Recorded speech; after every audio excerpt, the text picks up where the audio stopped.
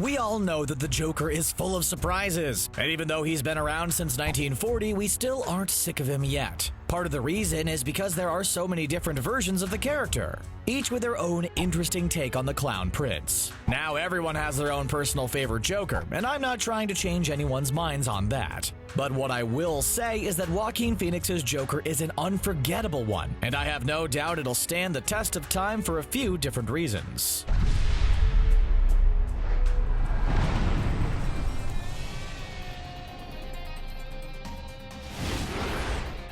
It's not any secret that studios love churning out more of the same. Just look at all the live-action Disney movies nobody asked for.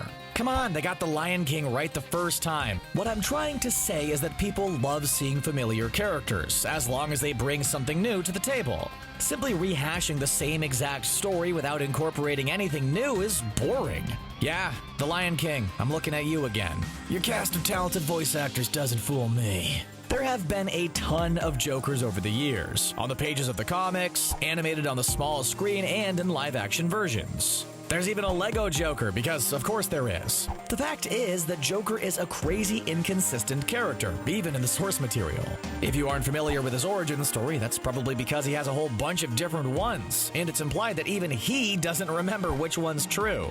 But I'm not here to tell you about why the Joker in general is so great. You can figure that out on your own. I'm going to talk about the version we saw specifically in the film Joker, played by Joaquin Phoenix. Sure, Phoenix probably took home a nice fat paycheck in addition to his Best Actor Golden Globe Award, but there was a lot riding on the part. To start off with, the Joker is a much beloved and well-known character, which means fans have very specific expectations. Plus, all their standards have been set sky high because of other awesome Jokers, such as the one portrayed by Heath Ledger in The Dark Knight. It's hard to say whether Jared Leto's Suicide Squad Joker was encouraging since he set the bar so low, or demoralizing because he felt the need to make us forget that our eyes were never subjected to it.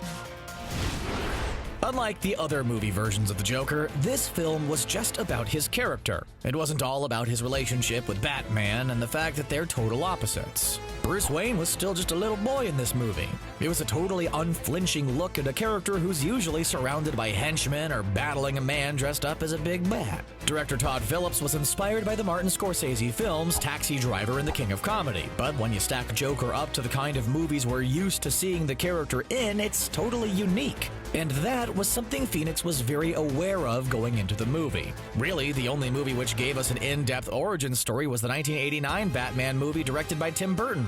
But the thing about Jack Nicholson's Joker is that he had a massive amount of financial motivation. Sure, he was full of himself, loved puns, and had a big old smile, but at the end of the day, he was just a crook out for the profits. When he uses violence, it's because of his pursuit of money and power. Truly reveling in chaos and destruction for their own sake is a huge part of the Joker's personality, and that is something that Joker got right. If the staggering amount of weight he had to lose in order to portray Arthur Fleck wasn't enough of a clue, let it be known that Phoenix took this role really seriously.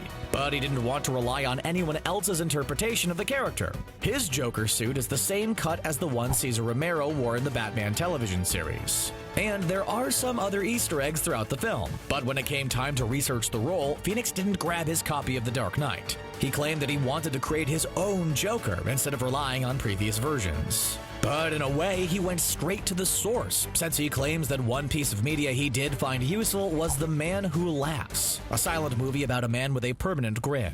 It's been cited as inspiration for the comic book version, so it makes sense that Phoenix wanted to gain insight on what the Joker's creators were thinking when they came up with the character.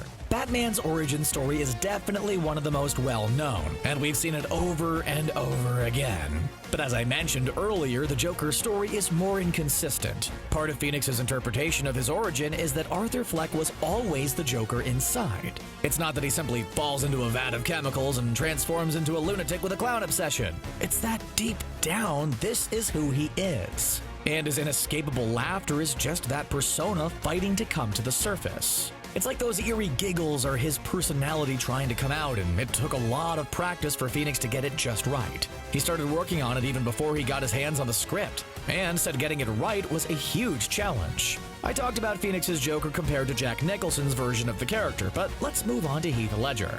This role earned Ledger a posthumous Academy Award, and many consider it to be the best and most definitive take on this classic villain. Unlike Nicholson's Joker, this one is all about chaos. He's fully embraced anarchy and even calls himself an agent of chaos. This Joker drives the previously honorable Harvey Dent to violence and is a classic foil for Batman's insistence on law and order.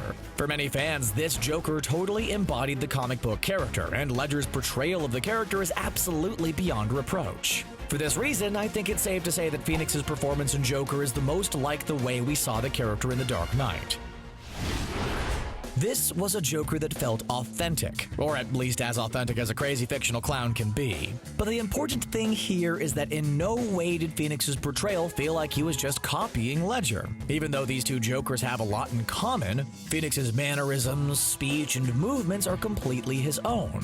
He really was able to take this character and make it his, and that shows through the movie. Nothing felt like he was trying to be Heath Ledger. He was just the Joker, and that's what makes this movie so successful, and Phoenix's portrayal so unforgettable. It's clear that Phoenix really took the time to figure out just who Arthur Fleck really is. The Joker is a lot more than just some green hair and a bad attitude. If you just stick to the surface characteristics of the Joker and combine him with the need to be edgy, you get this. The Jared Leto version of the character from Suicide Squad. Seriously, even though we saw him torturing poor Harley Quinn, I felt like I was the one being tortured. Not because it was so great, but because I was being forced to watch this terrible Joker who doesn't even wear a shirt under his leather duster. He's never gonna get the smell of body odor and insanity out of that thing now. I don't mean any disrespect to Jared Leto specifically. He's a talented actor and he did the best he could with what he had. Even Suicide Squad director David Ayer has since admitted that he took the character a little bit too far, especially regarding the cringe-inducing damaged tattoo on his forehead.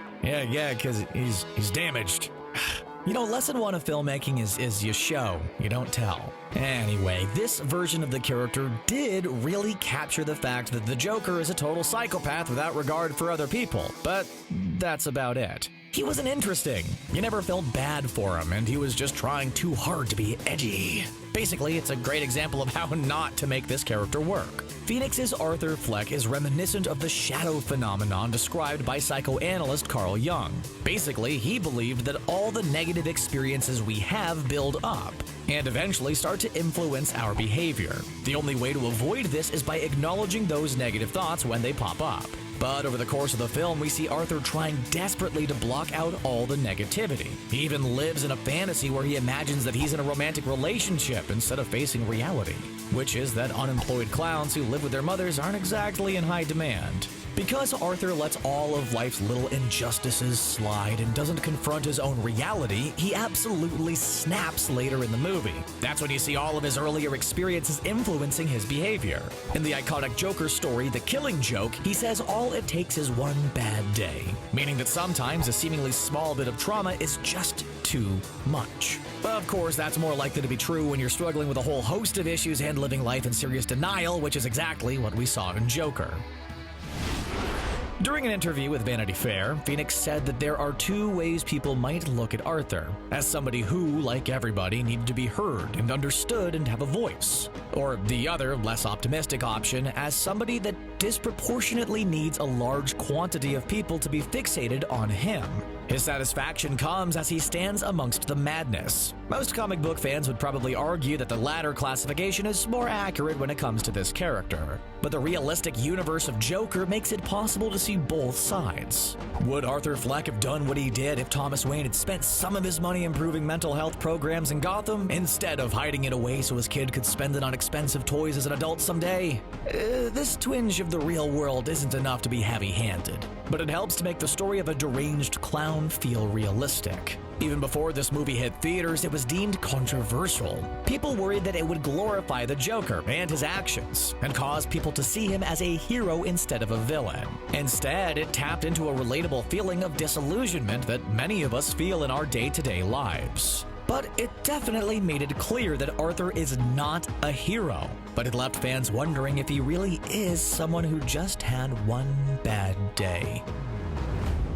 While Joaquin Phoenix gave a performance we'll never forget, we all have our own favorite version of the clown prince of crime. Tell us your pick in the comments section below, and then click on that subscribe button for more new videos from us here at CBR. Thanks for watching, and we'll see you again next time.